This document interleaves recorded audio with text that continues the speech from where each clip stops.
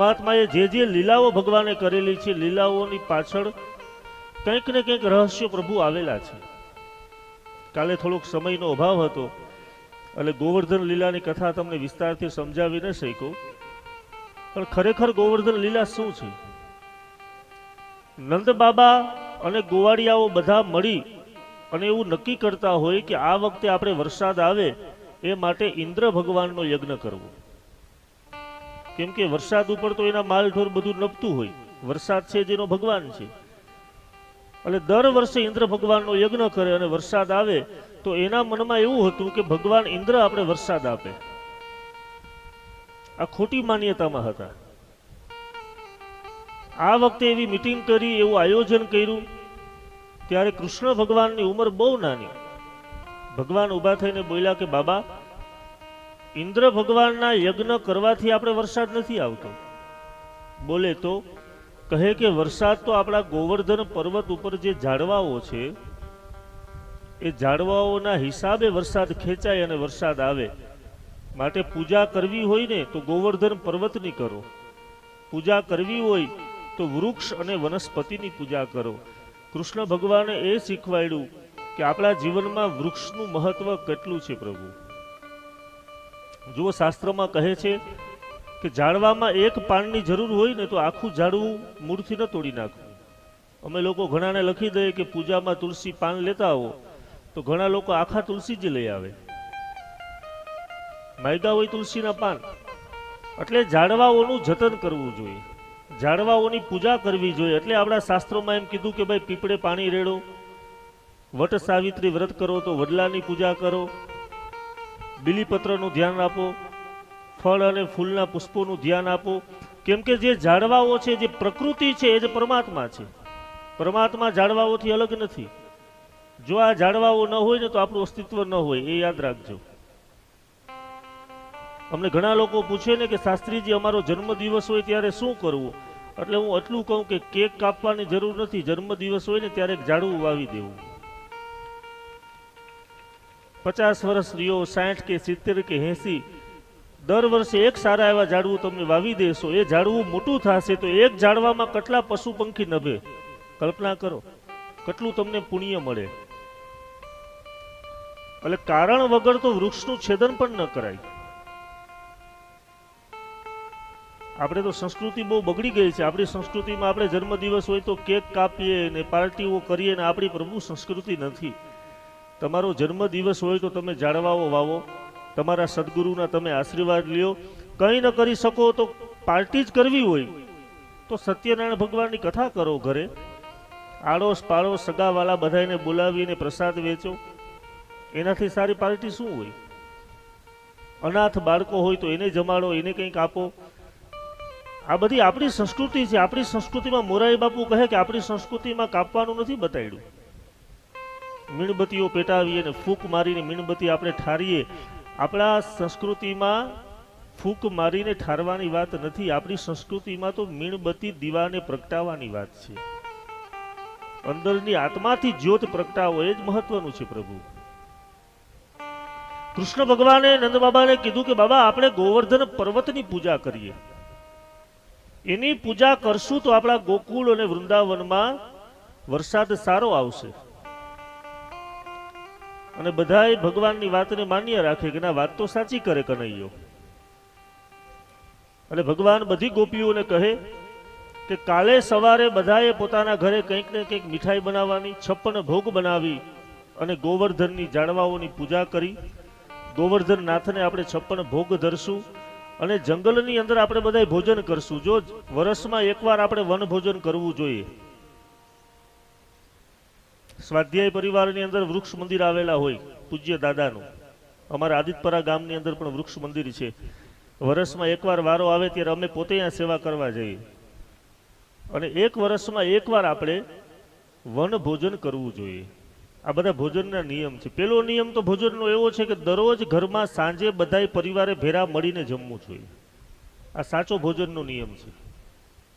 દિવસ આખો તો બધા કામમાં હોય, પણ સાંજે એક જ ભાણે બેસીને બધાય જમશો તો તમારી એકતા હંમેશા જળવાઈ રહેશે. પણ હવે સમાજમાં એ વસ્તુ રહી નથી. વર્ષમાં એકવાર વન ભોજન કરવું. વનમાં જવું, ભગવાનના નામ લેવા, ઝાડવાઓની સેવા કરવી અને પછી બધાએ મળીને વનભોજન કરવું. વનભોજન કરવાથી ઝાડવાઓ પ્રસન્ન થાય, પ્રકૃતિ પ્રસન્ન થાય અને તમારા શરીરમાં રહેલી ખરાબ ઉર્જા હોય, નેગેટિવિટી હોય, રોગ હોય એનો નાશ થાય. એટલે ભગવાને બધી ગોપીઓને કીધું કે બધાએ જેને જે યોગ્ય લાગે ભોગ લઈને બધા આવજો. ગોવર્ધન પર્વતની પૂજા કરી અને આપણે સાથે મળીને બધા વનભોજન કરશું. બીજા દિવસે સવારે ગોકુળની દરેક ગોપીઓ પ્રસન્ન થઈ.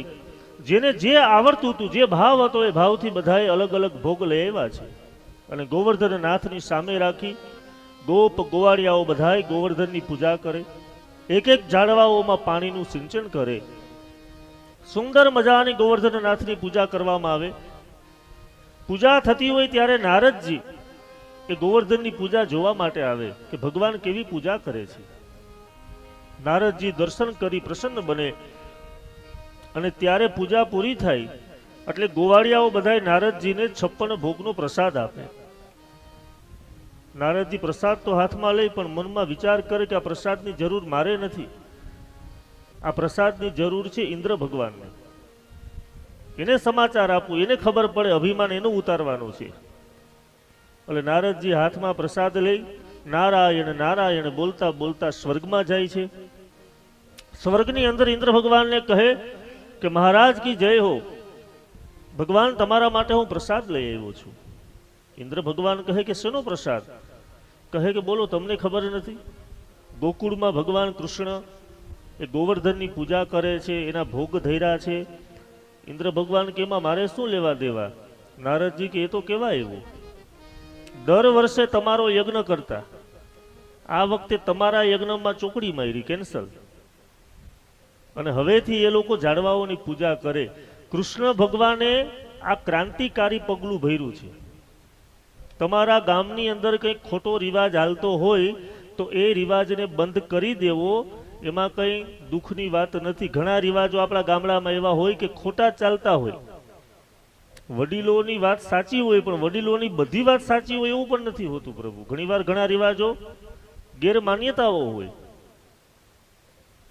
એટલે ઇન્દ્ર ભગવાનને કહે કે તમારો યજ્ઞ હવે નહીં થાય, આ પ્રસાદ લઈ લ્યો, પ્રસાદ બહુ મીઠો છે. ઇન્દ્ર ભગવાનને પ્રસાદ મીઠો ન લાગ્યો, કડવો લાગ્યો. ભગવાન ઇન્દ્રને ક્રોધ આવે, પોતાના બધાય પાર્ષદોને કહે કે ગોકુળમાં આટલો વરસાદ વરસાવો, આટલો મુશળધાર વરસાવો કે ગોકુળની ગાયો ગોવાળિયાઓ બધા એમાં તણાય અને બધાને ખબર પડે કે ઇન્દ્રનો યજ્ઞ ન કરવાનું શું ફળ મળે. પોતાના અભિમાનને ઉતારવા માટે ભગવાન ઇન્દ્ર વૃંદાવન અને ગોકુળની અંદર એટલો મુશળધાર વરસાદ વરસાવે છે પ્રભુ કે વરસાદની અંદર જોત જોતામાં ગોકુળની અંદર વૃંદાવનમાં નદીઓના પૂર આવે. જોત જોતામાં ગાયો બધી તણાવા લાગે અને ગોવાળિયાઓ ગોપીઓ બધી ચિંતામાં પડે. કહે કે આટલા વરસાદમાં આપણે બચવું કેમ? ગોપ ગોવાળિયાઓ બધા કૃષ્ણ ભગવાનને કહે કે કનૈયા, હવે તું મને બચાવ. ભગવાનની પાસે બધા બચવા માટે જાય આટલા વરસાદમાં. નંદ બાબા કહે કે કનૈયા, તે આ વખતે આ બધું કેન્સલ કરાયું, એટલે જવાબદારી તારી છે કે હવે તારે જ બચાવવું જોઈએ. તારું અમે બધાએ માન્યું, તારું માન રાખી અને અમે આ ગોવર્ધનની પૂજા કરી છે. ત્યારે ભગવાન કૃષ્ણ કહે કે જવાબદારી મારી નથી, આપણે બધાએ ગોવર્ધનની પૂજા કરેલી છે તો આપણે ગોવર્ધનના ગિરિરાજના શરણમાં આપણે બધા જઈએ કે એ આપણી રક્ષા કરે. યાદ રાખજો, તમે કોઈનું પણ કંઈ કામ કરશો અને ભગવાનનું શરણ જો તમે પકડી લેશો તો પરમાત્મા તમારી રક્ષા કરશે. તમારા ઉપર ગમે એટલી મુશળધાર વિપત્તિઓ પડેલી હોય, આ કથા એ શીખવે. દરેક મનુષ્યના જીવનમાં વિપત્તિ આવતી હોય, પણ વિપત્તિના સમયે તમે કોની પાસે જઈ અને હાથ લાંબો કરો ને એ મહત્વનું છે. તમારા ઉપર કોઈ સંકટ આવેલું હોય, કોઈ વિપત્તિ આવેલી હોય અને એ વિપત્તિમાં તમે કોઈ માણસની પાસે જાશો ને પ્રભુ, તો તમારા મોઢે તો એ મીઠું બોલશે પણ પાછળથી તમારા ગયા પછી એ રાજી થશે કે બરાબર થયું. પણ પરમાત્મા ક્યારે આવું નથી કરતા. પરમાત્માનું શરણ જો પકડી લ્યો તો ભગવાન તમારી રક્ષા કરે. ગોપ ગોવાળિયાઓ બધાય ભગવાનના શરણે જાય. ભગવાન કહે કે તમે ચિંતા ન કરો. અને એ સમયે એ મુશળધાર વરસાદની અંદર ઇન્દ્ર ભગવાનનો અહંકાર, એના અભિમાનને ઉતારવા માટે ભગવાન બાલકૃષ્ણ પોતાનું સંપૂર્ણ તેજ લગાવી અને કેવલ ટચલી આંગળી ઉપર જોત જોતામાં અમુક ક્ષણની અંદર ગોવર્ધન પર્વતને પોતાના મસ્તક ઉપર ધારણ કર્યું. ગોપ ગોવાળિયાઓને કહે કે બધાય ગિરિરાજના શરણમાં આવી જાઓ. આપણી રક્ષા કરનારો આ ગોવર્ધન પર્વત છે. જીવનમાં ગમે એટલી વિપત્તિ હોય પણ જો પરમાત્મા ઉપર ભરોસો હોય તો ભગવાનના માટે તો એ ટચલી આંગળીનું જ કામ છે. ભગવાનને સોંપી દેવાનું. અમારા પ્રભુદાસ બાપુ એવું બોલે છે કે કદા આપણે કથા તો નક્કી કરી છે પણ અમે બાપુને સોંપી દીધી કે બાપુ કરે સાચું, અને સોંપી દો ને કામ એટલે એની જવાબદારી વધી જાય. પ્રભુ આપણા માથે લઈને નહીં ફરવાનું. આપણે નહીં વિચારવાનું મેં આ કર્યું, અને બીજું એટલું કર્યા પછી આપણે અભિમાન પણ ના આવવું જોઈએ કે મેં આ કર્યું, હું આ કરું, એવું આપણે થવું ન જોઈએ. ભગવાને જ્યારે ગોવર્ધન પર્વત ઉપાડેલો હતો ટચલી આંગળીમાં, ત્યારે ભગવાનને એમ થયું કે આ ગોવાળિયાઓ બધાને ખબર પડી જશે કે હું ભગવાન છું. ટચલી આંગળીમાં થોડો પર્વત ઉપડે. એટલે ભગવાન ગોવાળિયાઓને કહે કે અલિયા તમે ઊભા છો બધાય, આ મારો હાથ દુખે, તમે બધાય લાકડીનો ટેકો આપો તો આ પર્વત રે. આ ભગવાનની માયા હતી. એટલે ગોવાળિયાઓ બધાય લાકડીનો ટેકો દેવા માંડ્યા. ગોવાળિયાઓને એમ હતું કે અમે ટેકો દીધો ને એટલે આ પર્વત ઉભો.